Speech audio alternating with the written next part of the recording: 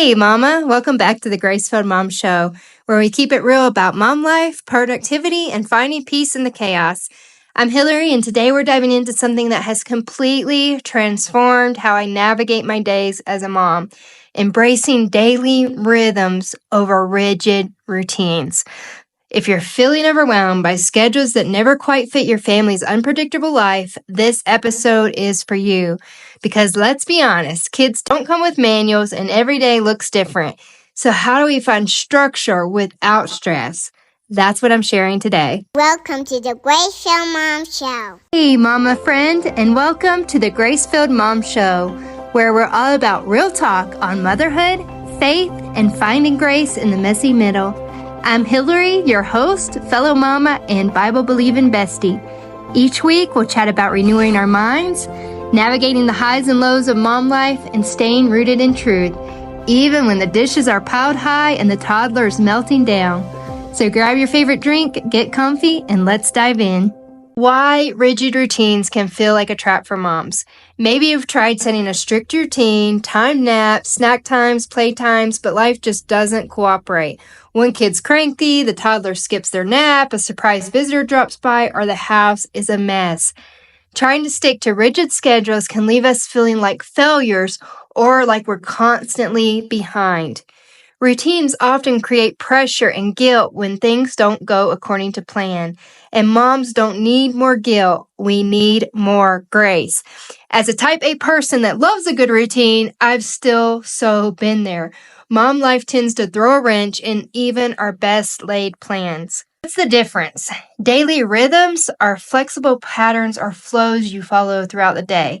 They offer gentle guidance, a rhythm to your day that adapts to your family's needs instead of confining you. Think of rhythms like a dance. There's a beat and flow, but you're free to move around it rather than being locked in a step. It's similar to something I've talked about before with flexible time blocking. Instead of, I do a certain thing from 6 to 7 and this other thing from 7 to 7:30, you have a more flexible block approach where a couple of hours may be for you to do your morning routine, a quick tidy and breakfast, and the next couple of hours for what else flows from there. It's like you have some structure, a rhythm, blocks of rhythm that you go through kind of the same things every day, but it doesn't have to be at a strict time. Rhythms give you the best of both worlds, grace and structure. Some structure to keep your day moving smoothly, but the freedom to adjust without guilt. They encourage habits to form naturally while honoring the unpredictability of mom life. I am filming this podcast in the evening because I just have not had a chance to today. I didn't have enough time to do my 2 episodes that I normally do during nap time, and it's just been one of those days, and I had to adjust. But we still got through the things that we needed to get through today because of the rhythms we have in place. And it helps kids feel secure because they learn what usually comes next, even if it's not at the exact time. You can feel peaceful because you aren't watching the clock obsessively. It's all about presence over perfection. And let me tell you, this is something I really had to let go of and work on, but it's something that I find works so much better.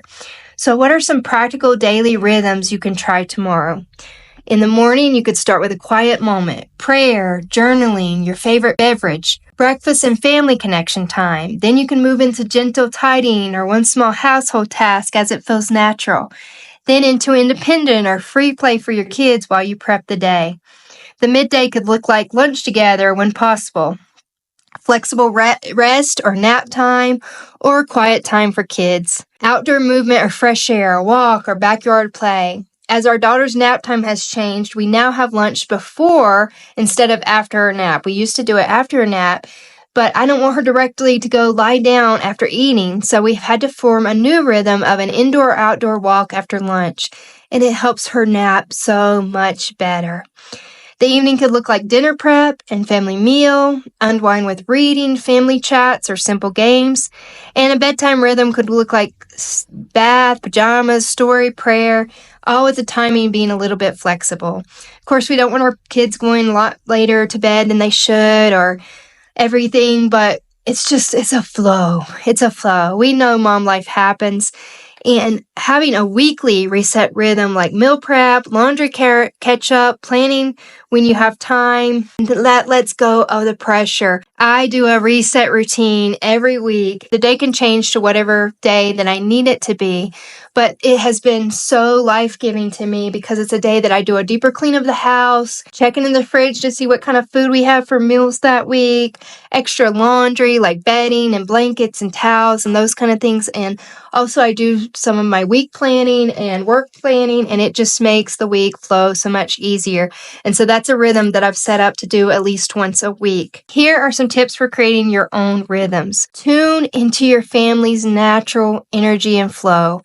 You know, when the kids are the most active, when they're the most cranky, and we can change the things like, oh, does anybody else have that dinner time deal where it's like you're trying to get dinner ready and everybody's talking to you, they're clinging to you, and it can be so hard to function. You're tired, you've about had it from the day.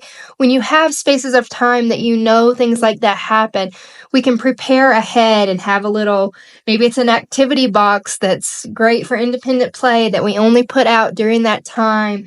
Or if it's warm enough outside, we could set up an outdoor activity where we can watch them through the kitchen window or something. We can look at those times in the day and create rhythms around those times that are flexible, but fix all the little problem areas and times where we know energies are high or low, and we can adjust. So start with just 2 to 3 rhythms. It doesn't have to be a full day plan, and give yourself permission to adjust as needed. You can even keep a rhythm journal or note what works to refine over time.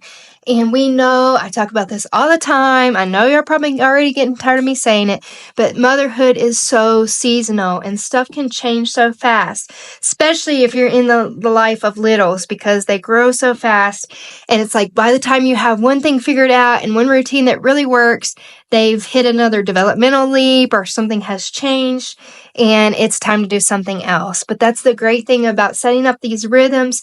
You can make small adjustments as needed and they can grow with your family. I recently did an episode on a flexible morning routine, so be sure to check that out too if your mornings are really struggling. And remember, sweet mom, it's okay if every day looks different.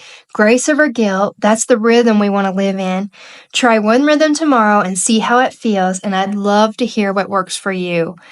Thanks for being here. I know this was a short episode, but I hope it gave you some encouragement to just think about your schedule differently as rhythms throughout the day and how you can adjust to stop stressing about feeling like you have to be on some timed thing and just let your day flow. We can pray and we can ask the Holy Spirit to give us wisdom about how we can adjust things as needed. That's something I've had to do again and again. Thanks for being here and giving yourself permission to breathe. Until next time, be gentle with yourself and enjoy the dance of motherhood. Thanks so much for hanging out with me today on the Grace-Filled Mom Show. If this episode encouraged you, would you do me a favor? Subscribe, leave a review, or share it with a mama friend who could use a little grace today. And if you've been blessed by the show and want to help cover the cost of the content I create while blessing our family, you can find my Buy Me a Coffee link in the show notes. There you can subscribe to our monthly membership, the Grace-Filled Mom Collective, where you get exclusive content, you can view digital products, or even give a one-time tip of any amount. Your prayers are also very much appreciated. I'm praying for you, Mama, that you and your family have kingdom impact. Never forget, you're not failing, you're growing, and you're doing better than you think. I'll see you next time, friend.